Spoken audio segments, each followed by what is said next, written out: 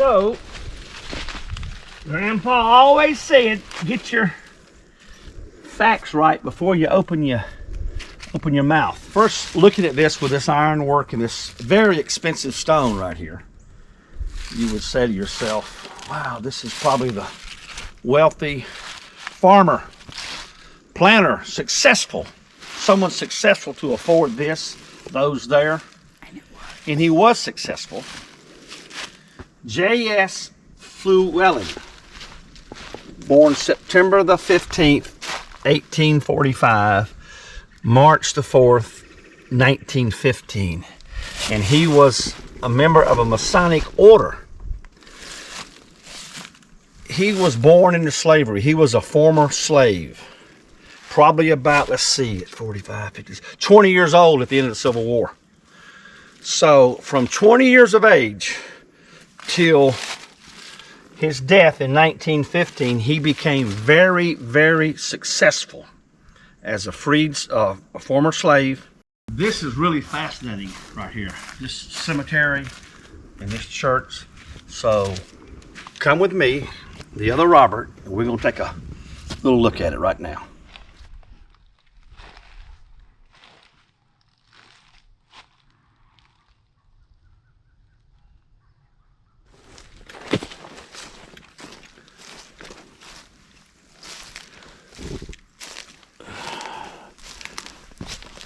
Oh, let's go up in here and see.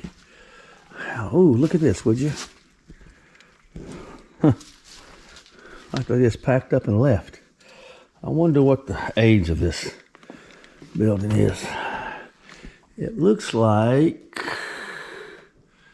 it's hard to say. Someone's been in here and let's look out here and see, what did I miss out here? Oh yeah, we'll get down there on the way back. That's that old asphalt. Asbestos, that's that old asbestos stuff right there. Well, the pews are still here. That's one good thing.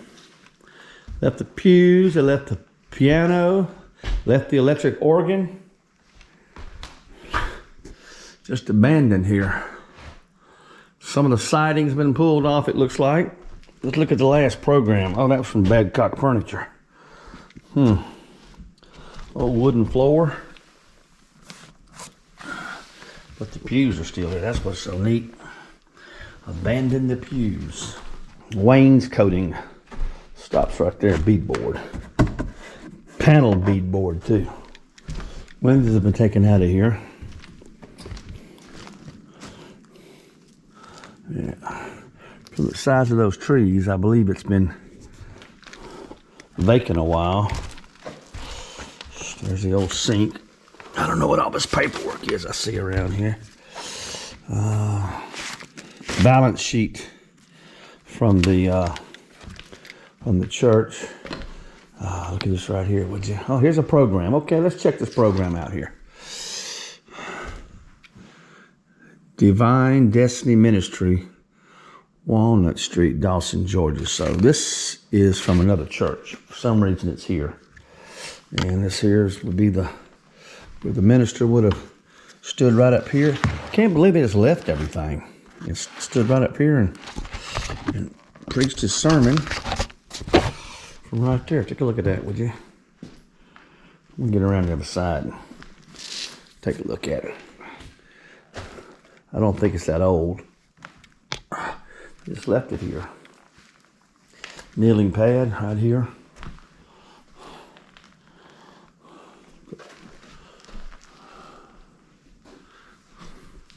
Let's see what's over on this side. I don't know very little about it. I know there's a lot of pine trees around here. Because that's the original floor right there.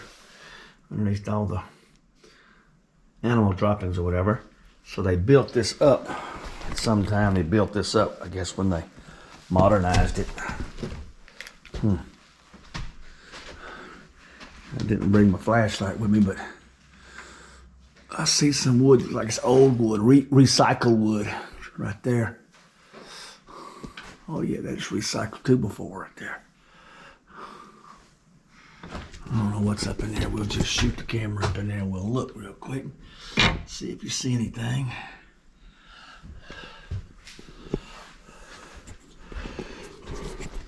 View out the back window. Oh, look. There is a cemetery. Graveyard, excuse me, Robert. It's a graveyard attached to this, and I see fresh flowers out there, so it's still, graveyard still in use, even though the church has probably moved somewhere else. So here are the old pews still laying up in here, and some old paperwork. Here's a newspaper. Let's see if we can date this newspaper here. 2019. I believe this is older than 2019. Someone's probably been up in here. Yeah, someone been up in here.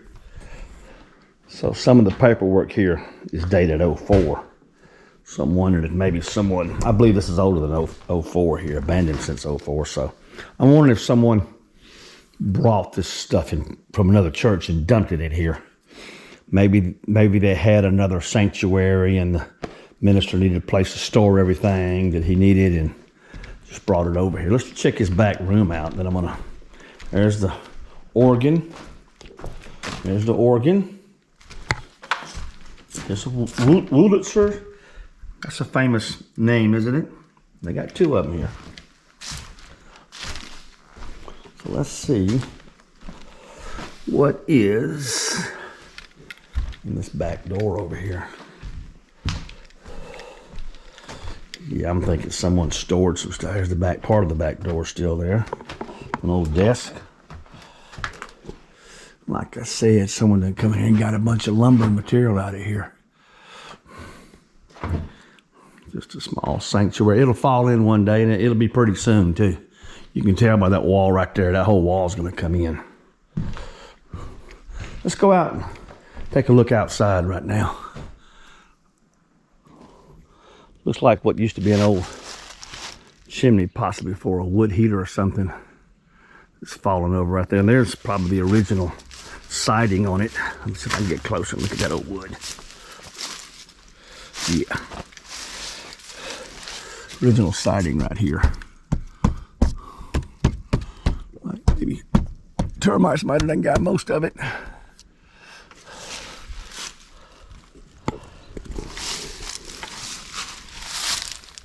There's a place for Robert to crawl, not me, not the other Robert. No, sir. You ain't get me underneath there.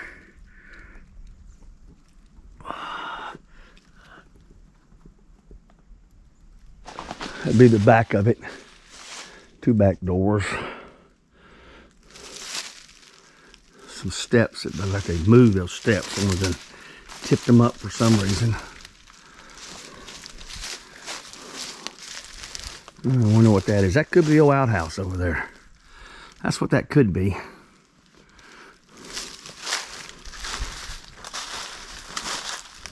Well, like I said, it's probably, here's Christopher B. Hall, U.S. Air Force, passed away on June 22nd, 2010. So it's still being used. Family members probably. And they said it's still being used today. Recent times. Very recent right here. But from the size of that tree looks old. Looks real old. So I'm really wondering, that cedar tree there too.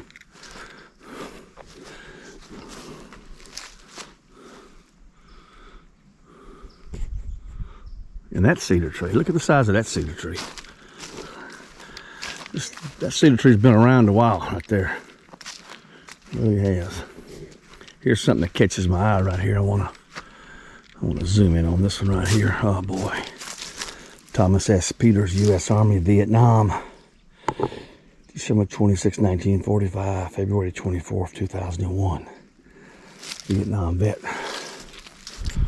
This is one of those examples where they poured the white, or they treated it with a white paint of some kind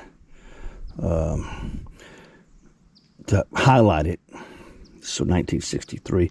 This is interesting here. JM. I wonder if that's the Mason's initials or something like that for this this marker right here. This is just poured concrete. Like this is right here. Several of them right here in a row. Some brick ones with nothing. A poor child right here. Laid to rest right here. They're going down to the woods. Another child. Simple. Here's another military. See, they're growing up in here, and someone's keeping the cemetery up, or the graveyard, excuse me. But right here, they're growing up, so no one's keeping it of us. Read Lorenzo J. Coleman, Georgia. I don't know what that is. U.S. Navy Reserve, probably World War II, July 24th, 1923, and passed away September the 7th, 1966.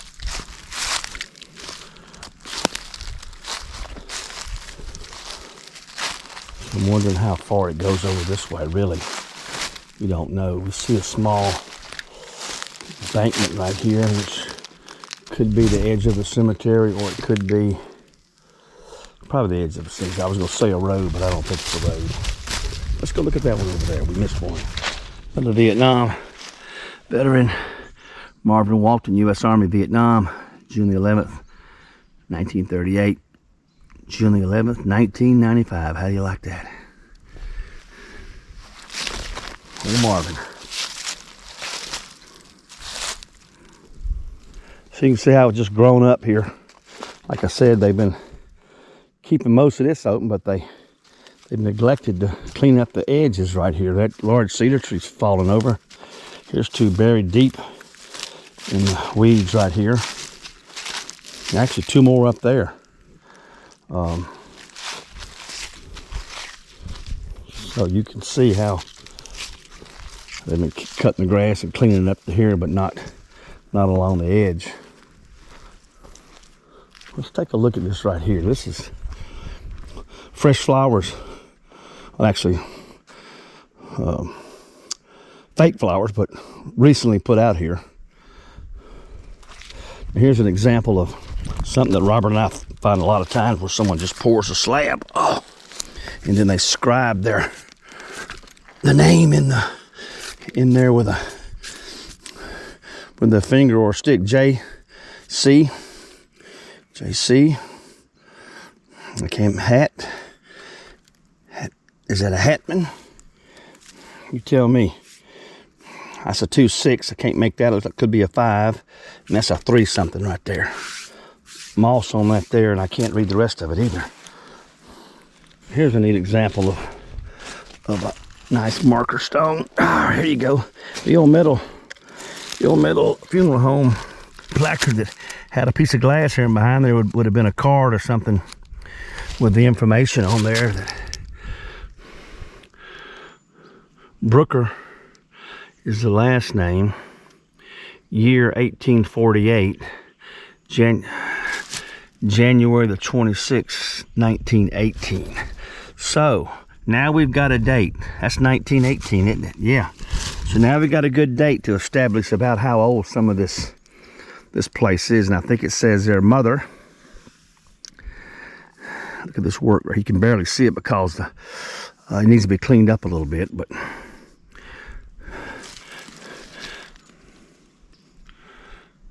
Juno. Does that say Juno Booker? And this style of stone is something from around the turn of the century. Protected a little bit by this tree right here. She's laid the rest right here. Here's her footstone right here. And right next to it is a large enclosed. Let's look at this enclosed one first. It's a really nice ironwork around it. Someone's been out here in recent times and brought some fresh things out. Let me see if I can get into the gate. Let's find the gate. Now this is at the time, this is very expensive right here. It's a lot of money spent on that right there. Look at the work on this iron right here, would you? That's where it's come out there, but I really like that ironwork right there. The gate's missing. Someone probably took off with the gate. Look at the cedar tree growing into the fence right there. That's neat right there. First, as we go in, the first thing we see is a child over here to the right. Now, okay. Eula A. Smith, December the 5th, 1916, May the 4th, 1917.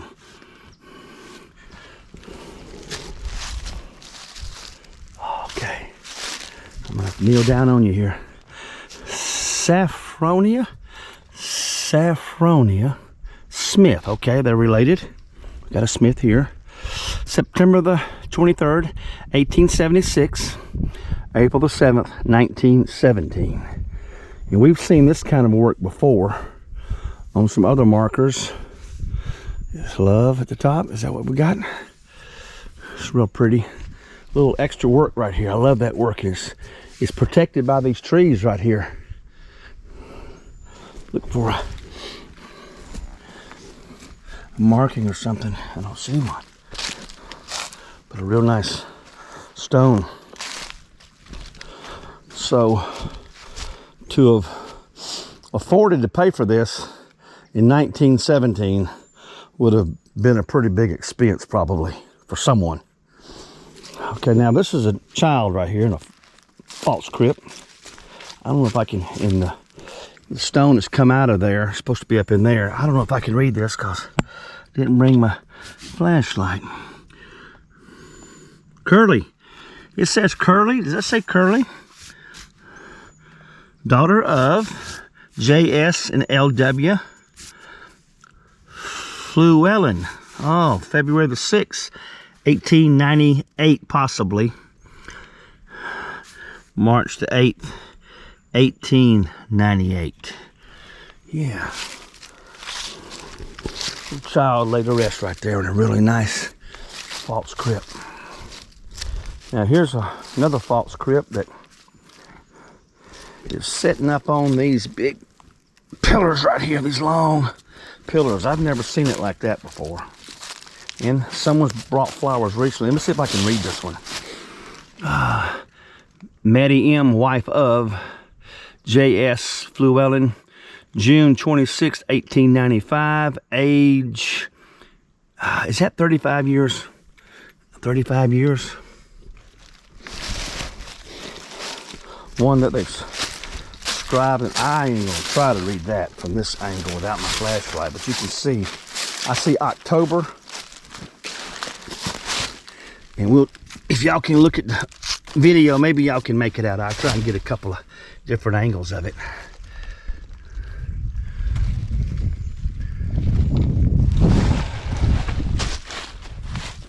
There's a large grand one right here with a Masonic. Is that a Mason? Yeah, I think that's a Mason symbol. J.S.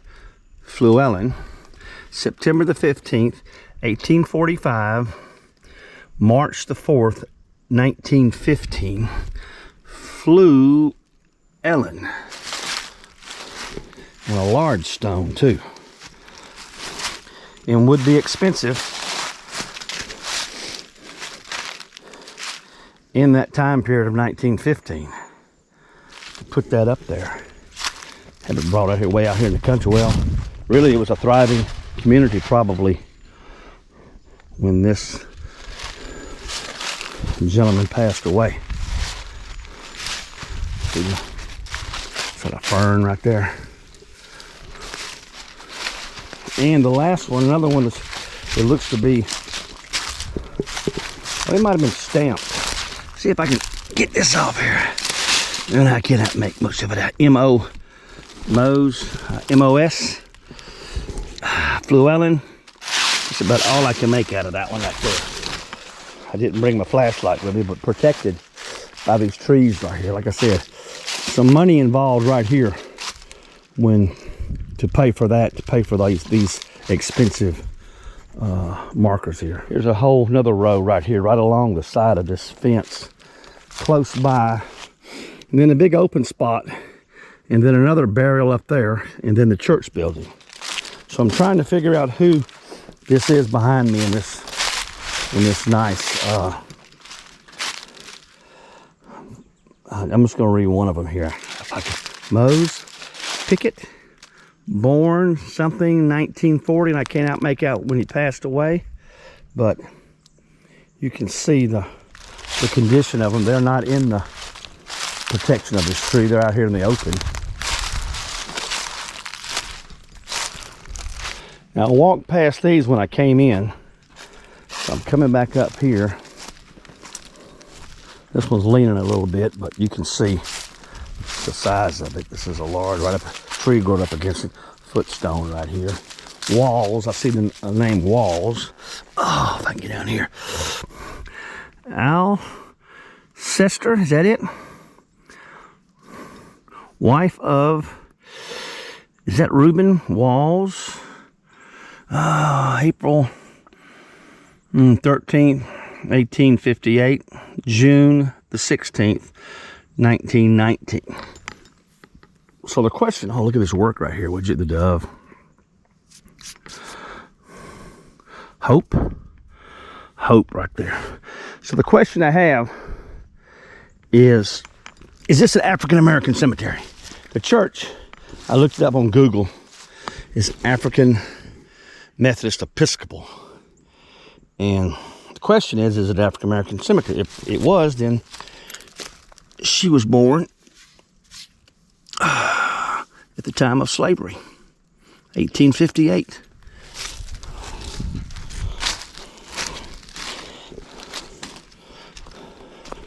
And the other question I have is, as I walk over by this one that's been toppled over by the cedar tree, let's read this one first here, then I ask that question. Similar stone, Sarah Jane Johnson, June the 10th, 1840, May the 22nd, 1915. Can y'all see that? I'll try and back up, and it's done toppled over. That tree has grown up and pushed it over, because it would have been right there where the tree is at. Because here's the footstone right here, standing at the footstone. Old cedar tree. Cedar tree took her spirit and grew with it.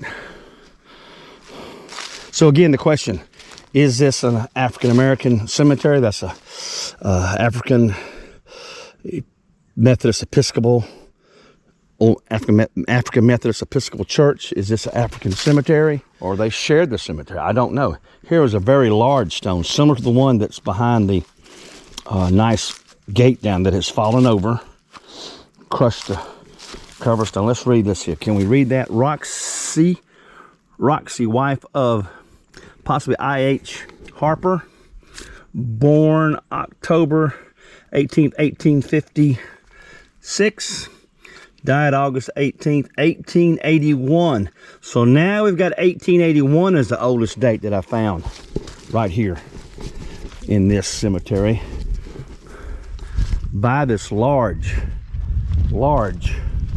cedar tree that I think is very old.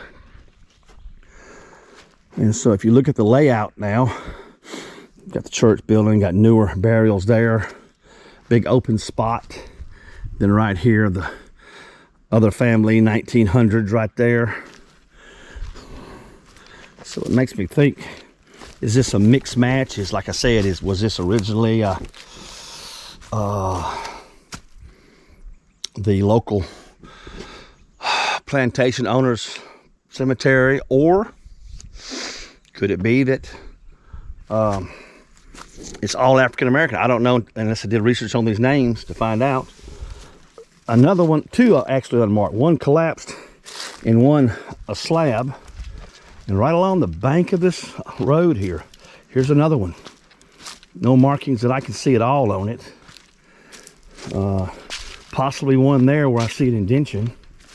And you can see where they just pushed the trees off to the edge. So if someone is buried there, along that line, they just pushed these trees possibly right on top of some graves. You know it? It's possible. We don't know. But I believe they could have. And the dirt they piled up. Look at that. And here we got buried under, in what it collapsed and dirt's washed over the top of them. Recent burials right here. Very recent. I'm not going to read those off because those happened recently, probably. Family members that I don't want to bring their name up in public right now.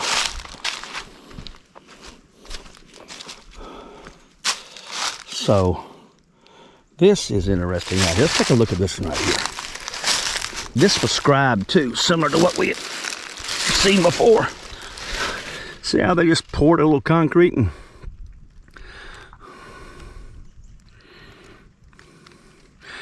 Corrine Green, Green,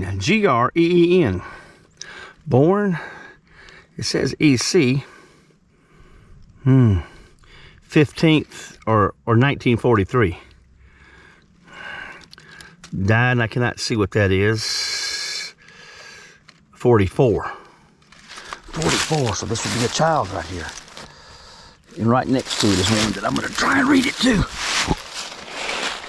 A little mold, you pour a little concrete, then you scribe right on there with a stick or a pencil or whatever, and I cannot make that out at all. I see 41 right here, I can make that out. May they rest in peace here.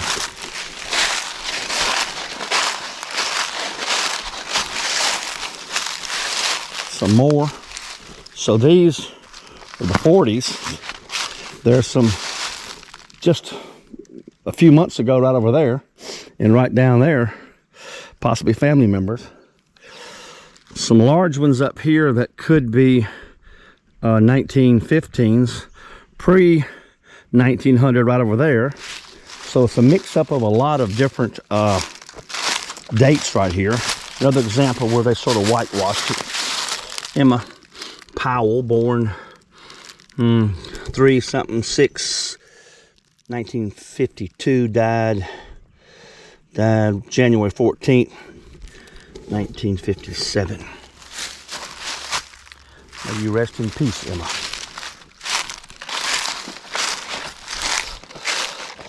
A lot more of them here, and you can see that they're not really in much of a line like you would lay out. And like I said, they're just buried right here. Here's one that's going to catch my eye right here, because this is a military burial. See where the dirt sunk in right here? I'm straddling this right here because I want to clean this one off. This is important to me. Come back and bring you a flag, Tullis. Kimbrough, Georgia Tech 5, U.S. Army, World War II. Born March 28th, 1920. Passed away July 22nd, 1963. Tech 5, thank you for your service in World War II. Several of them right there, all the way over to where that stump's turned over. And then a bunch of them back down this way. And then I'm going to go down this hill right here. You can see where this embankment right here is probably the end of the cemetery right there. Still it's large. Oh, there's some more around here. Look, quite a few of them right here we just stumbled on. It ain't over with till it's over with. Grandpa always said that. 78 years on those right there. I'm gonna try and read one of these maybe. Well, here's one here. Pinky M. Jones, February 18th, 1892. Just imagine what it was like in 1892 for Pinky. Passed away July the 1st, 1958. Pinky, may you rest right there where you're at. It's a totally different world than when you were born, Pinky. Okay, I think we got another military one here I want to take a look at. Oh, yeah. All right, to me, this is important. Okay. Lynn Jones, Georgia, private, Company C, 406 SVC Battalion. I think that's Quartermaster Corps, I think. Look at that, would you? Hold the horses. World War I. July the 3rd, 1901. So World War I. He was probably 17 when he went into service. 17 or 18, March the 4th, 1956. I salute you, Lynn. We at Sidestep Adventures, we salute you today. And then, like I said, it just goes down into a, I'm just gonna walk down here because, whoa boy, almost lost my step there. Down this hill, this is where a lot of the debris winds up washing down from the old terrace right here, either a terrace field or a terrace to a road. I'm wondering if this is a road bed. Could be a road bed. Right down through there, which would have came up behind the cemetery. Let me see if I can jump through time and get over there real quick. I think that's an old road bed. A lot of trash and blown down here. It came right up through here. Now, that's not trash, that's someone's garbage they dumped out. Coat hangers. Road bed came right up through here and went around that way alongside what I earlier said I thought was the edge of the graveyard. Was the road that went up to where the old sanctuary is at. Right here to my right is an old building that's fallen in. Could this have been a house that was on the road here? It's on a brick foundation. Oh, look at the bird nest. Isn't that not the neatest thing in the world? Bird nest laying right there. Yeah. So this old building right here could have been a house. I see the hole at the top, possibly where a stovepipe or something went out through the top. Not going to crawl around in there. But it's right here on the edge of this road. Could this be the original church? And they built that one over there. A lot of questions being asked right now. Every time we go to a adventure, it seems like we come out with more questions than we went in. So, oh, look back here, would you? All I need now, if I can get through this mess. All I need now, oh yeah, Robert Wright, all I need now is what? I'm gonna let y'all guess what I need to go along with this. And y'all can comment if you want to. So what goes along with this and what do I need right now with my RC Cola? Okay, you can see the building right here. This, see where the tin joins together? It came out probably to the front porch, or it came out to the, it might have came out to the, oh look, a stone footing down there. Can y'all see that? That's a stone footing right there. See if I can get a good shot of that. And here's a brick footing, an old brick footing too. This might be the front porch. Came out a little bit. More stone footings right there. Yeah. So what was this? Was this the house? Was it the church? With that porch out like that, it makes me think that could have been the church. Could have been an original church building maybe. Yeah. It's on the ground now, that's for sure. Look at the nails, Robert. Robert always told me to look at the nails. See if I can tell what the nails are.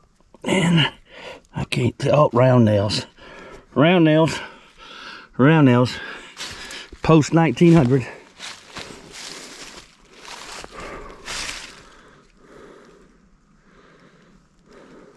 So this tree right here, this huge tree you see, is old. That tree is old.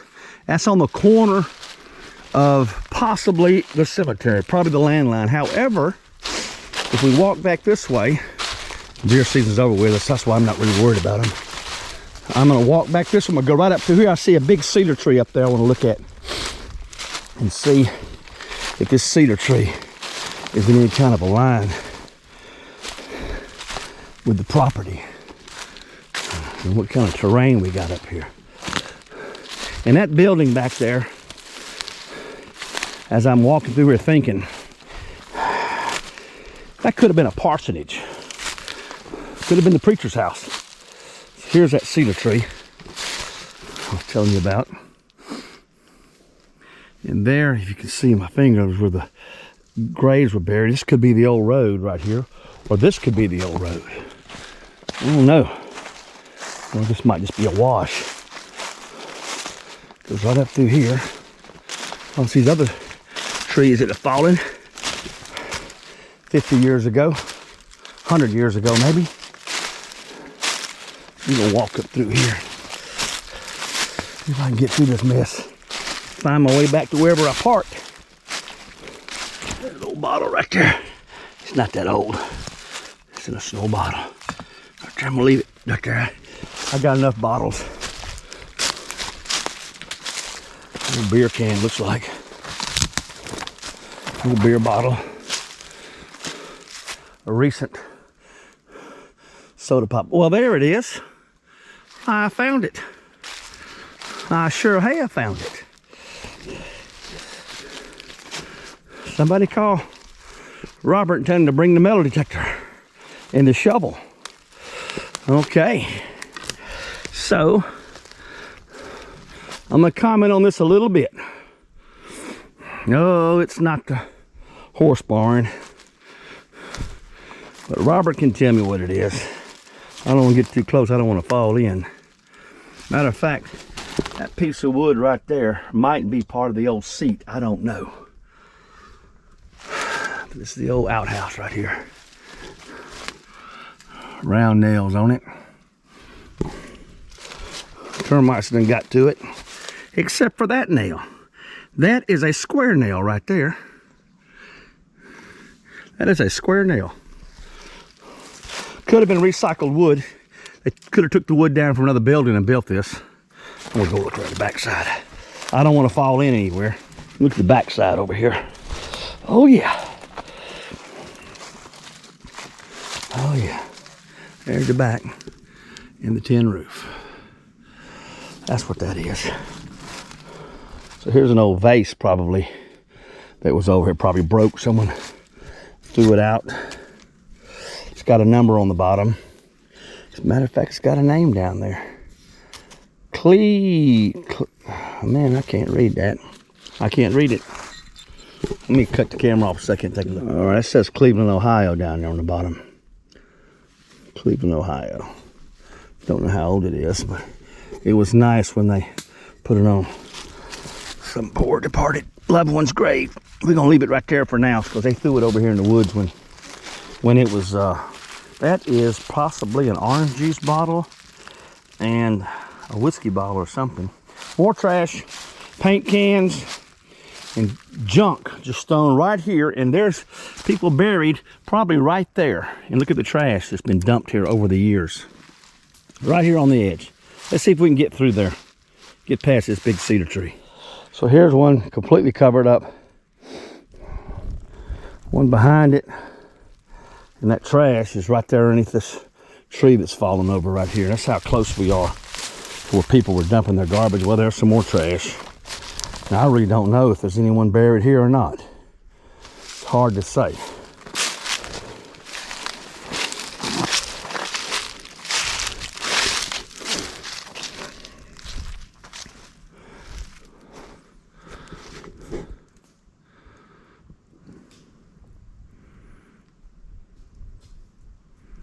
Here's one that's underneath, which I can't make out what it is. The grass has done taken it.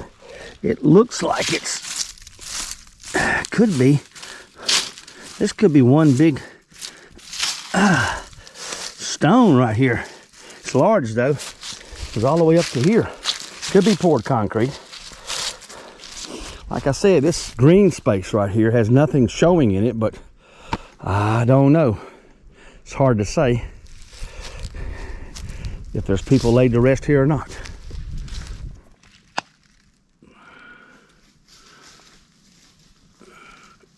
I think I'm gonna pull up some weeds, and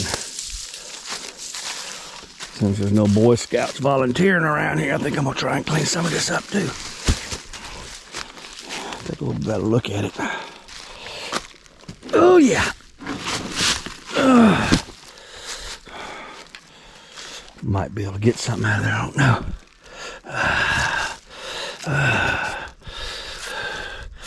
Well, I can't read it, but if I get an angle shot of it, maybe y'all can make it out.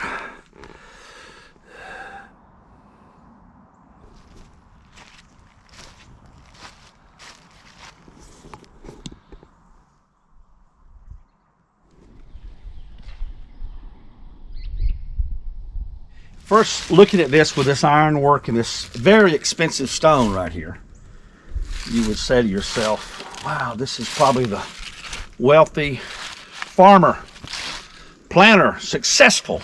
Someone successful to afford this, those there. And he was successful. J.S. Flewellen, born September the 15th, 1845, March the 4th, 1915.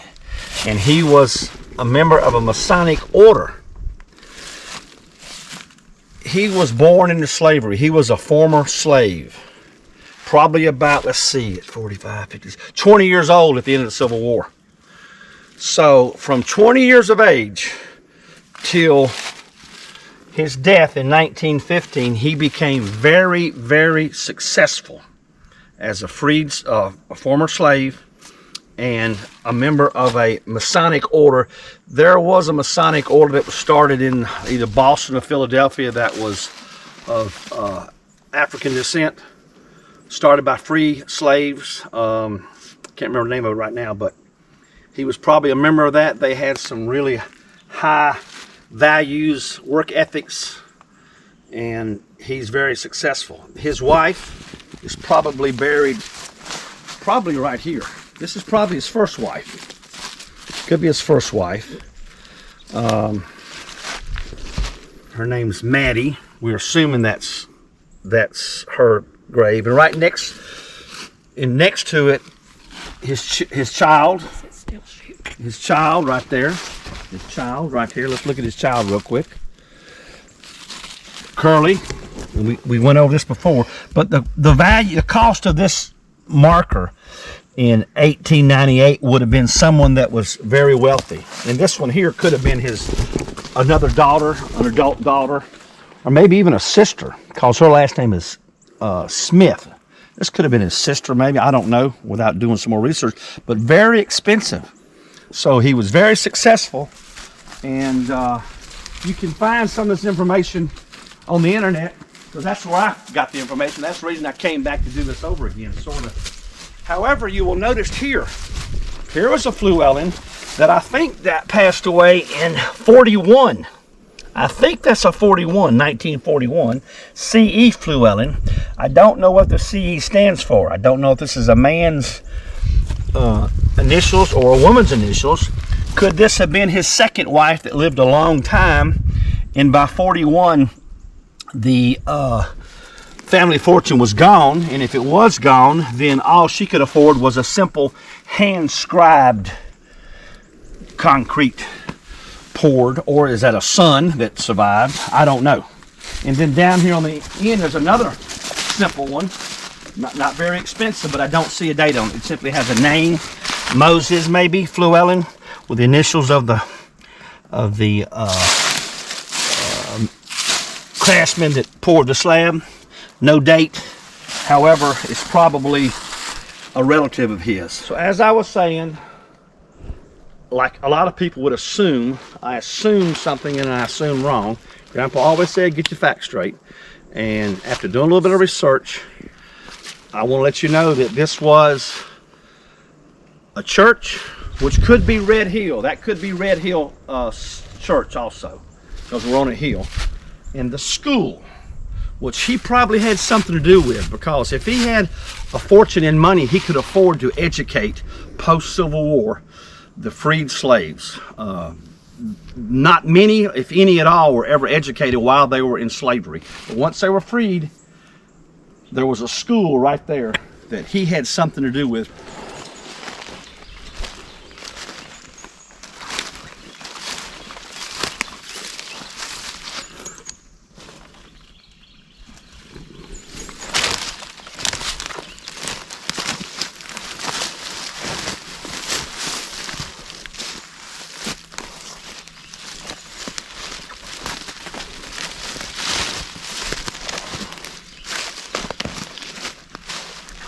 This here is neat right here. Look at that right there. Knee-high orange. Look at that. That's old school right there. Look how it's seamed together too. Knee-high orange drink. We'll fit to these boards right here. I'd like to see if they were sawed Yeah, I can see circular saw marks right here on this wood. Right there. Circular saw marks. Hey, this is a cool thing right here. I need to put the camera right in here and look. You just jab the camera right down into this hole right there and look around. Yeah. So I thought this might have been a parsonage. I thought it might have been a sharecropper's home. It was a school. And it was a black school, African-American school. Post-Civil War, slaves were not educated. Not too many of them were educated. And a couple of the successful men that we just talked about up there started this school and this church. And this was actually probably a one-room school building that taught the African-American kids starting probably in around 1880 or 90.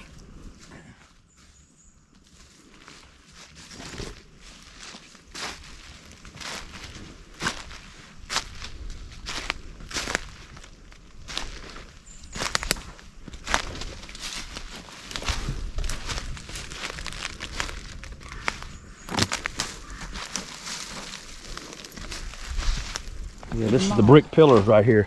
Look at the moss growing on there. That's pretty neat. So look at the tin. This is the old tin right here. I'm gonna walk up. This corrugated lead head nails with this corrugation, this small corrugation is the older tin. I'm gonna try and get down here. Oh, hope there's no snakes. There's some stone pillars to it. So another point to make is this one right here. I don't know. Wife of walls. So another expensive marker, another expensive one, and this one right here that fell, Johnson. An expense to it, not something that a sharecropper, post-Civil War sharecropper could afford, and this one over here also. So I believe, and I could be mistaken, I believe that post-Civil War, the African Americans, freed African Americans in this area right here, were probably very, very successful in their new life of freedom. They probably had a lot of skills that they learned while working in slavery. They were probably able to transfer those skills into the new free world that they lived in, and also prosper financially. This one needs to be cleaned up. It's in pretty bad shape. Chester Peters, Georgia PFC. I can't make it out something. Command Unit, World War II. That's all I can make out now. That's all I can make out. 1912 when he was born. February 1950. I don't know. Probably needs to be cleaned a little bit. Henry Peters, private, U.S. Army, World War I, born August 29th, 1896, April the 13th, 1987. Willie G. Ford, like Spec 4, U.S. Army, August the 11th, 1935, August the 2nd, 1976. Marvin Walton, U.S. Army, Vietnam, June the 11th, 1938 to June the 11th, 1995. Ah, man, this thing here's tearing me up right here. Ooh, it's tearing me up. Lawrence J. Coleman, Georgia, STM-1I, U.S. Navy Reserve, World War II, July 24th, 1925 to September the 7th, 1966. 23. Okay, correct. All right, this is Robert Philip Sapp, U.S. Army, 1921 to 1986. It could use some cleaning too. This is all Sapp family right here, all of these, including a recent one up here, which I'm not going to read the name out of respect, but it is also a similar style. I'll read this one here. similar style where they poured the concrete and then used little letters to write the name. So, I've been told by our technician and producer, under the direction of Robert from Sidestep Adventures, that we got to come back and we got to bring our chainsaws and we got to do some cleaning up right here. We just can't walk away from this right here, this mess where it's grown over. And if someone doesn't do something soon, they're gonna be lost in time. They're cutting the grass here, but they're stopping right there. And that's every bit of 20 feet to that tree line right over there. And we're gonna look and see. We're gonna bring our tools back, try and clean that up a little bit. Hope you enjoyed this video. Standing by this old knotty old tree right here. Thanks for joining the other Robert on the other Sidestep Adventures. And don't forget to like, share, comment, and we will see you. Bye.